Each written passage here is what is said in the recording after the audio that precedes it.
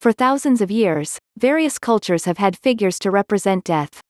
One of the most common and enduring of these is the Grim Reaper, usually a skeletal figure, who is often shrouded in a dark, hooded robe and carrying a scythe to reap human souls. But how and when did this imagery come to be associated with death?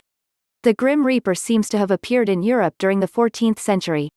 It was during this time that Europe was dealing with what was then the world's worst pandemic, the Black Death, believed to be the result of the plague. It is estimated that about 1/3 of Europe's entire population perished as a result of the pandemic, with some areas of the continent suffering far greater losses than others. The original outbreak of the plague occurred during 1347–51, and outbreaks then recurred several other times after that.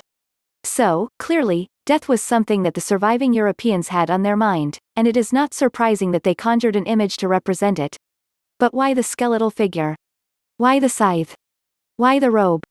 Skeletons are symbolic of death, representing the human body after it has decayed.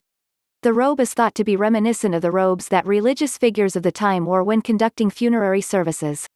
The scythe is an apt image taken from agricultural practices of the time. Harvesters used scythes to reap or harvest crops that were ready to be plucked from the earth, and, well, that's kind of what happens when humans die. They are plucked from this earth.